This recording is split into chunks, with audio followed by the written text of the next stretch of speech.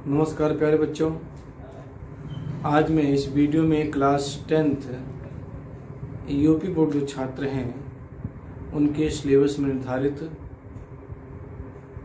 आधुनिक काल के कवि अशोक वाजपेयी द्वारा लिखित भाषा एकमात्र अनंत है कविता की व्याख्या मैं इस वीडियो में करूंगा। मैंने आपके सामने कविता का संकेत मैंने लिख दिया है, इससे आपको कोई दिक्कत ना हो। भाषा एकमात्र अनंत है, कवि हैं अशोक वाजपेयी और इनके जो काव्य संग्रह है तिनका तिनका से लिया गया है। इनके काव्य संग्रह का नाम है तिनका तिनका से ये काव्य संग्रह जिसमें ये कविता जो है संकलित है। Class 10th UP board. तो अशोक वाजपेयी के बारे में मैं आपको बताना चाहता हूँ कि अशोक वाजपेयी आज भी हिंदी साहित्य में अपनी अमूल्य कृतियों से हिंदी साहित्य को निरंतर समृद्ध कर रहे हैं। आप जो है अंतर्राष्ट्रीय हिंदी विश्वविद्यालय वर्धा कुलपति भी रह चुके हैं। आपने बहुचर्चित पत्रिका बहुवचन और पूर्वग्रह जैसे पत्रिकाओं का संपादन भी किया है और विभिन्न प्रशासनिक सेवाओं में अपना योगदान दिया और आज भी निरंतर जो है हिंदी साहित्य में लेखन कार्य कर रहे हैं।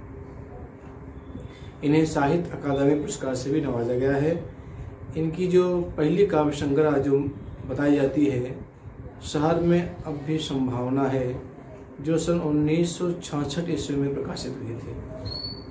और अशोक वाजपेयी का जो जन्म हुआ था सन 1941 में दुर्ग जो सागर जिला है और राज्य है मध्य प्रदेश में पैदा हुए थे, लेकिन इस समय जो है वो दिल्ली में रह रहे हैं।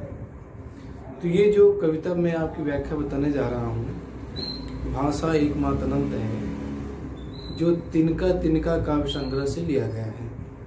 तो भाषा अनंत मतलब जिसका अंत ना हो, जो कभी समाप्त ना हो।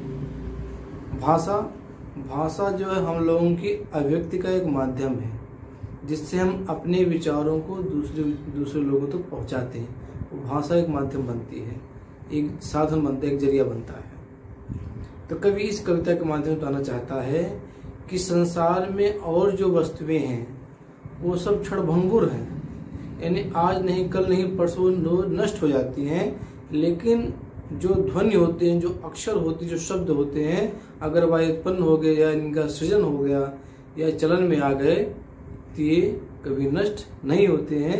लोग आते जाते रहेंगे, पीढ़ी दर पीढ़ी लोग आते जाते रहेंगे, दुनिया चले जाते रहेंगे, लेकिन जो शब्द होते हैं वो कभी भी समाप्त नहीं होते हैं। वो जब तक पृथ्वी पर मानव रहेगा और जब तक पृथ्वी रहेगी तब तक शब्द जो हैं, जो विचार हैं, जो शब्द हैं वो जीवित रहेंगे। एक कविता के माध्यम से बताना चाहता है। आइए हम पहले कविता का पाठ करते हैं, फिर आपको व्याख्या को आसान भाषा में समझाने का प्रयास करते हैं। फूल झरता है फूल शब्द नहीं, बच्चा गेंद उछालता है सदियों के पार, लोकती है उसे एक बच्ची। बूढ़ा गाता है एक पद, दोहराता है दूसरा बूढ़ा, भूगोल और इतिहास से परे किसी दलान में बैठा हुआ। न बच्चा रहे गर बूढ़ा, न गेंद न फूल न दलान, रहेंगे फिर भी शब्द, भाषा एकमात्र अनंत है। आइए देखते हैं। फूल झरता है फूल शब्द नहीं है। कवि कह रहा है कि जो वृक्ष की डाली में या पौधों की डाली में जो फूल लगे हुए हैं वो आगे चलकर मुरझा जाएंगे या सूख जाएंगे और सूख जाने के बाद वो मिट्टी में मिल जाएंगे और उनका अस्तित्व जो है समाप्त हो जाएगा। यानी जो फूल पौधे की यानी पेड़ की डाली में जो लगा हुआ था फूल, जो अपने रूप से, अपने सुगंध से, अपने सौंदर्य से सबको अपनी तरफ आकर्षित कर रहा था, वही फूल जब सूख जाता है और सूख यानी मुरझा जाता है और जो है उसका अस्तित्व नष्ट हो जाता है। लेकिन फूल शब्द नहीं है। फूल भले ही कुछ क्षण के बाद या कुछ घंटों के बाद या कुछ प्रहर के बाद नष्ट हो, उसकी सुंदरता, उसकी रूपता, उसकी आकर्षकता नष्ट हो जाती है, छीड़ हो जाती है, खत्म हो जाती है, उसका अस्तित्व ही खत्म हो जाता है। लेकिन फूल शब्द नहीं है। लेकिन शब्द फूल नहीं है। फूल भले ही उसका अस्तित्व खत्म हो जाए, लेकिन जो शब्द होते हैं वह हमेशा चिरस्थायी रहता है, वह कभी खत्म नहीं होता। अगर शब्द का सृजन इस धरती पर मानव के द्वारा हो गया तो भले ही मानव की पीढ़ी दर पीढ़ी आती जाती रहेंगी, लेकिन शब्द कभी भी क्षय नहीं होगा, नष्ट नहीं होगा, वह फूल नहीं है। बच्चा गेंद उछालता है सदियों के पार, लोकती उसे एक बच्ची।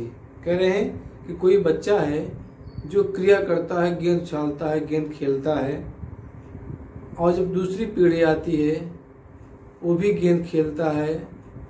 ये क्रिया लोग करते हैं, लेकिन धीरे धीरे जब सदी, एक सदी, दूसरी पीढ़ी, तीसरी पीढ़ी जब आएगी तो जो गेंद खेलने की जो क्रिया है वह भी एक दिन खत्म हो जाएगा, यानी गेंद खेलना सब भूल जाएंगे, लेकिन जो शब्द है, जो भाषा है, वो कभी खत्म नहीं होगी। बूढ़ा गाता है एक पद, दोहराता है दूसरा बूढ़ा। कवि कह रहा है कि भूगोल इतिहास से परे किसी दलान में बैठा हुआ, दलान कहते हैं बरामदा को, जैसे हम लोग अवधी भाषा में कहें उसारा, यहाँ दलान मतलब होता है बरामदा। कह रहे कोई एक बुढ़ा जो है बरामदे में एक सुंदर गीत गा रहा है, और उसी गीत को दूसरी पीढ़ी जब आती है उसी गीत को दोहराती है, यानी उसी गीत को जो दूसरी पीढ़ी है वो भी गाता है, फिर तीसरी पीढ़ी आती है उसी गीत को गाता है नए अंदाज में। यानी गीत कभी बुढ़ा नहीं होता है, और गीत जब तक इस संसार में लोग रहेंगे, मनुष्य जाति रहेगी, प्राणों जात रहेंगे, तब तक गीत यहाँ पर रहेगा। कह रहे हैं भूगोल इतिहास से परे, यानी न भले कितने भूगोल इतिहास बदलते रहें, जो आज अतीत है, जो वर्तमान है, कल अतीत बन जाएगा, लेकिन जो गीत है वह कभी ना अतीत बनेगा, न वर्तमान, न भविष्य। गीत जो हमेशा अस्थायी रहेगा, चिरस्थायी रहेगा, शाश्वत रहेगा। गीत कभी खत्म नहीं होगा, नष्ट नहीं होगा। कह रहे हैं बुढ़ा गीत गाता है पद, यानी जो गीत हैं, जो शब्द हैं, जो विचार हैं, वो पीढ़ी दर पीढ़ी जो है हस्तांतरित होते रहते हैं। हमने कुछ पढ़ा, हमने कुछ जाना, तो अपनी अगली पीढ़ी को बताया, तो अगली पीढ़ी ने अगली पीढ़ी को बताया। इस तरह जो शब्द हैं, जो विचार हैं, जो भाषा है, वह गाने हैं, संगीत हैं, वह पीढ़ी दर पीढ़ी जो है हस्तांतरित होती रहती है। लेकिन उसमें भूगोल और इतिहास कोई पदबंध नहीं होता, यानी भूगोल, इतिहास गीत को, शब्द को अपने बंधन में नहीं बांध सकते हैं। गीत और शब्द जो है भूगोल इतिहास से परे होता है। कहना ना बच्चा रहेगा, कवि कह रहा है कि आज जो बच्चा गेंद उछाल रहा था, जो गेंद ले खेल रहा था, आने वाले समय में वो भी इस दुनिया से चला जाएगा, यानी उसका भी अस्तित्व खत्म हो जाएगा। न बूढ़ा, जो बूढ़ा बरामदे में बैठ करके सुंदर गीत गा रहा था अपने अंतिम समय के पड़ाव में, वह बूढ़ा भी एक दिन चला जाएगा, लेकिन गीत रहेगा। न गेंद, न फूल, न दलान। कह रहे हैं कि जो बच्चा गेंद खेल रहा था वो गेंद भी एक दिन नष्ट हो जाएगा, बॉल भी नष्ट हो जाएगी। न फूल, और जो वृक्ष की डाली में जो फूल अपनी सुगंध से, अपने रूप से, सौंदर्य से सबको आकर्षित कर रहे थे, वो भी एक दिन क्या हो जाएगा, फूल भी नष्ट हो जाएगा। न दलान, जिस दलान यानी जिस बरामदे में बैठ करके बुढ़ा गीत गा रहा था, वो दलान भी यानी बरामदा भी एक दिन क्या हो जाएगा, नष्ट हो जाएगा। रहेंगे फिर भी शब्द, लेकिन कवि कह रहा है कि सब कुछ नष्ट हो जाए, लेकिन जो शब्द हैं वो रहेंगे, शाश्वत हैं, कभी नष्ट नहीं होते हैं। भाषा एकमात्र अनंत है। कवि कहता है कि भाषा एकमात्र अनंत है, यानी भाषा वह चीज है जो अनंत है, जिसका कोई अंत नहीं है, वो कभी नष्ट नहीं होता है। वह क्या है, भाषा। लोग आते जाते रहेंगे, लेकिन भाषा जो है हमेशा चिरस्थायी रहेगी। भाषा का कभी अंत नहीं होगा, वो कभी नष्ट हो ही नहीं सकती।